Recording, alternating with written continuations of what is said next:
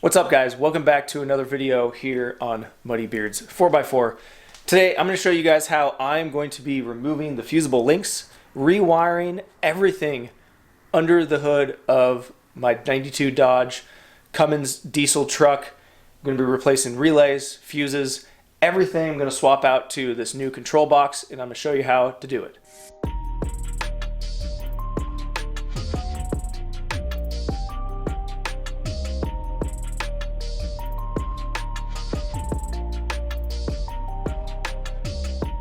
Now, if you guys watched my last video, you know that on my road trip to King of the Hammers, the flex plate exploded and got me stranded. If you haven't seen that one, go back and watch that. But also, when that happened, my wiring burnt up. I don't physically see where it burnt up, but I know it's burnt up because I have no power. I know that it is a common problem with these, and I'm just going to fix it. I went to a junkyard.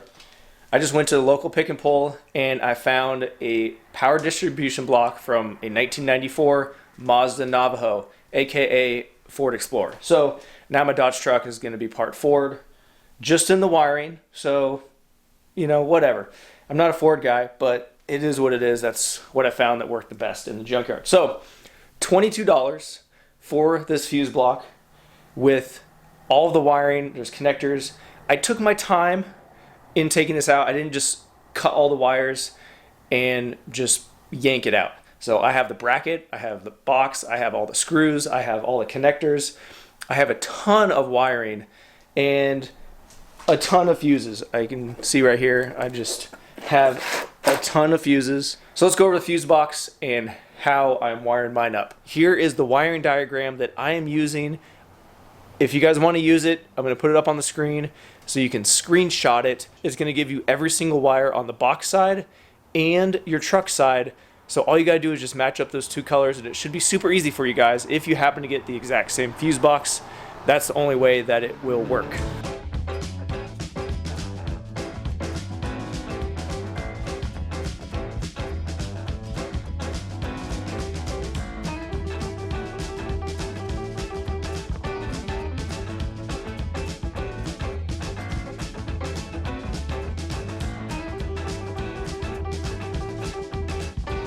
So I have this box set up already exactly how I'm going to have it. I have it cleaned up. I cleaned all the fuses up, all of the terminals up, everything up, dielectric grease everywhere, and it's all set, good to go. On the top here, everything is where I'm going to use it. So I'm using all of these fuses. I'm using this little guy here, and I'm going to use these three relays right here, which is going to take place of starter relay, automatic shutdown relay, and my AC relay, which are usually on the fender well. I'm going to relocate them to up in the fuse block. It's going to make it a lot cleaner and nicer, and it's not going to be super difficult to do that. I have a lot of hours into this fuse block, getting it where I have it now, labeling everything and getting it exactly how I want it. But let's start simple. Alternator. You need 150 to 175 amp mega fuse. Don't have that in here. So I bought Amazon 175 amp mega fuse and holder. I think total it was maybe $17 for both of them. So this is going to run the alternator. I'm going to have this attached to the battery through the mega fuse, and then this is going to attach to the truck side, which I'll show you that when I go show you the truck. I have that one already done. I also have a bunch of actual battery cables from my Harbor Freight winch to relocate the box, control box. It came with a bunch of cables, this one and then two of these. Actually, there's another one here too. So I have a bunch of these, and I'm going to use one of these as well. So this is my solution for that. Mega fuse, 175 amp mega fuse for my alternator, which I think ultimately this side is going to end up attaching to here, or I might attach it directly to the battery. Haven't figured that out yet. So this guy right here is a fusible link connector that goes directly to the battery that fed the back of the duck foot. And this is the connector that goes onto my power distribution block right here. So I actually have two connections here. So I'm gonna be able to attach a bunch of stuff to this if I want to. So in here, I have my splice, my two big wires I connected together and wrapped them and then soldered them. And I think it's gonna work really well. So this This part here, from here to here, is the Ford, and this part here to here is the Dodge side. So I am going to reuse that. So we got our relays, your 86, your 87, your 30, and your 85. And so I went and labeled each one of these on this one and labeled it the same on the truck. And this is my automatic shutdown relay right here. And all I have to do is just match, oh, this one's 86, go to the truck, that one's an 86, and then just connect those together. And I got all four here. I did have to extend this wire right here because it was a little bit too short. And then back here, this guy is going to be, this one is my starter. So I have the same thing here, just labeled everything, 30, 87, 85, 86, and starter. So this is the one I'm going to use for my starter, is right here. So I just need to wire that to the truck side, which I also labeled when I was taking the connector off. I cut the connector off, labeled each wire, 86, 85, 30, you know what I'm saying. This is the 30 of the starter power wire. So the power wire comes into the back of the duck foot and then goes directly to the starter relay, which I believe was this guy right here.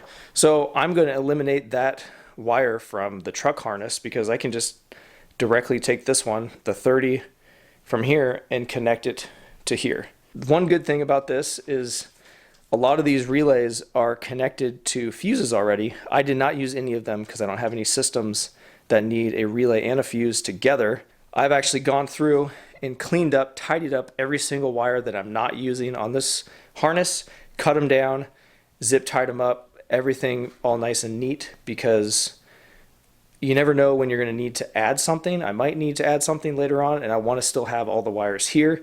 There's not going to be any power going to these wires as long as I don't have any relays or fuses in those particular slots. So as long as I leave top side empty, no power can get to these sides right here. All of those maxi fuses, what they're rated at, so the wiring that coincides with it is going to match up, right? So you got a 60 amp, so I went and used 60 amp for all of the 60 amps that I need, right? Is going to have these big wires, and as you go down in amperage, you know, you're going to get smaller wires. So you just match up the ones that you want to use with the side of the truck side, and I just went ahead and labeled them. Like I said, I just labeled every single one, which I'm going to use, but I'm also adding in, like this guy right here is going to be my trailer brake controller, which I'm just going to be using this little 30 amp guy right here. The ability to do much more with this harness is there for sure than what I'm doing right now. So let's go over to the truck. I'll show you the truck side.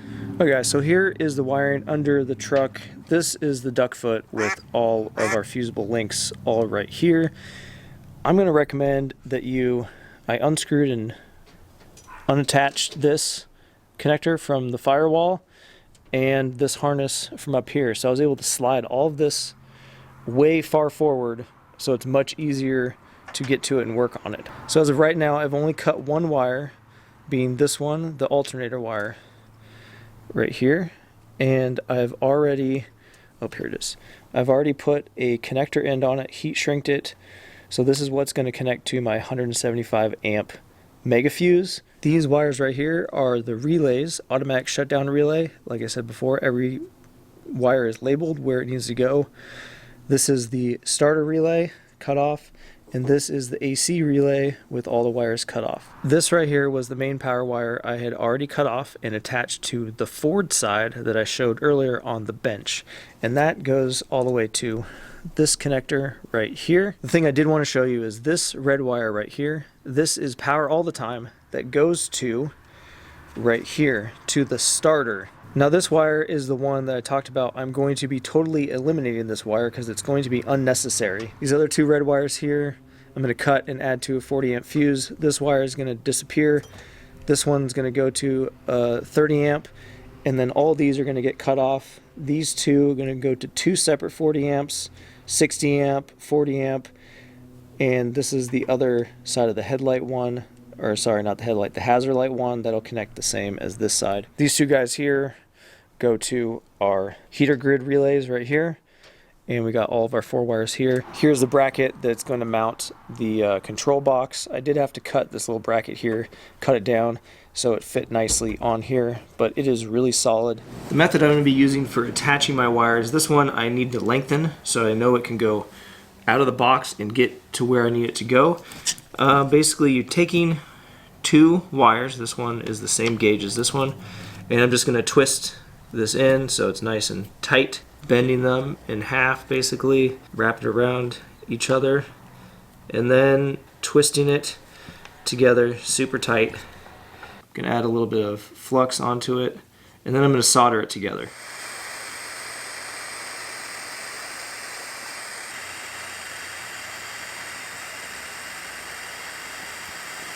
And then heat shrink over top of it. So here's the old Fusible Links all right here. This is what now takes place of it, which goes to my fuse box right here. So all these guys right here are soldered together, shrink wrapped, and then I put a little bit of electrical tape where the exposed wire is, even under the heat shrink, because I just want to be double sure that it's not gonna like rub through the heat shrink and short out. So these are all of them right here, and then this right here goes back to the power to my trailer connector. This one is my trailer brake controller itself, and then these right here is the AC relay, all 4 of these, and then these are these 3 plus the 1 power that's directly onto here are the starter, and then we got our automatic shutdown relay, these ones here. So everything is done. I just need to clean all the wiring up, put this where it's going to go, loom everything, wrap everything, and then hook up all the battery connections and the alternator connection, put the mega fuse down. Once I get this all done, then I'll figure out where I'm going to put the mega fuse and attach it. But I wanted to show you all this before I loom it all up. So here is the new setup, all buttoned up. So I got a battery cable, and that goes down to the starter. These 2 are my heater grid relays. These 2 go through the harness and then go to these 2 right here. And then you don't have to do this, but I chose to do this. I added an extra positive that goes directly from this side of the battery around to my dual connection on the battery, or sorry, the fuse box right here. Now this right here is the factory Dodge main power supply that went to the duck foot, and that goes around and is spliced right here with the Ford fuse box main power, which goes to the back right here. And I'll flip this up so you can see inside of here. I'll show you that in a second. This guy right here is my alternator that goes all the way around to the alternator. This is the factory wire. I did not replace it. That goes all the way out, and I fished it out of the harness way back here. So this right here is the 175 amp mega fuse in this box right here. So this red one right here goes from the alternator through the 175 amp mega fuse, which I hooked onto the fuse block directly to this other main line. Like I said, I hooked the extra one up right here to it, so it's directly feeding this along with feeding this one as well, which goes to both of these. So on the back side of here is that two-hole piece that goes to both of these terminals that powers both sides of this relay box. So this guy right here is that red wire that I took out of the starter relay. Instead of running it back into the harness, hooking it up with the rest of the relay wires, I powered it directly to the main power here. So ever since I shorted out the battery and all the electrical, trying to start it on the side of the road when my truck broke down, I've been having battery problems. So I'm going to use this Volcano top-on jump starter. This is the 2000 version. It's a little bit more powerful. I think the 1800 one is for car. This one says it works for diesels. I've not used it on a car yet. I've mostly been using this for charging my batteries for my cameras and stuff. When we go four-wheeling and on longer trips, I need things to charge my batteries because I don't really have anything to charge it with, and it's worked really good for that. So I'm going to hook this up just to give it a little bit more juice when I'm screwing around with headlights, testing all my electrical system. my lights here are working. Shut off. Everything is working here. Oh.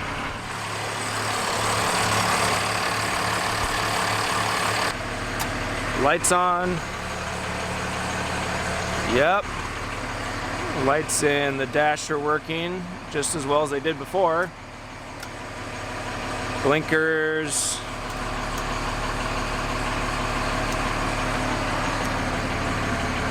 I think we're pretty good here. I'm liking it. So let's check the charging system real quick. So 14.2 volts. If you guys are interested, I'll throw this in my Amazon store and you guys can check it out. Well guys, that's how I did the Fusible Link Delete in my 92 Dodge D250 first gen Cummins truck. Now I'm in this about $55, including the price of the fuse block from the junkyard, miscellaneous connectors, and the mega fuse and holder from Amazon, and the heat shrink, the solder, all that stuff. I'm about 55, 60 bucks total in this whole thing. So it is definitely very affordable if you want to take the time to do it. I do have like 10 or 12 hours in this job, including just researching wiring diagrams and where everything went, just to make sure, 100% sure that I didn't mess anything up. Now it's been like a week since I installed this. I've driven the truck around for a little bit and I've had zero issues. The charging system works great. Everything is working 100%. My AC compressor works perfectly, turns on and off when I turn it on and off. So all the relays are working. None of the wiring's burnt up yet, and I don't think it will. It is an absolute insane upgrade compared to what was in there before. And like always guys, let me know what you think down in the comments, how you guys did yours, what you would have done differently, stuff like that. I like to hear from you. And if you guys want to follow me on social media, I'm at muddybeards 4x4. Ooh, right there. We got a website, muddybeards4x4.com, and you can buy shirts, stickers, mugs, stuff like that. Help support the channel. Like I said before, the charging box, that'll be in our Amazon store. I got a lot of other stuff in there as well. In the link on our website, you can click, help support the channel by buying stuff through Amazon as well. Thanks for watching guys, and until next time, we'll see you on the trail.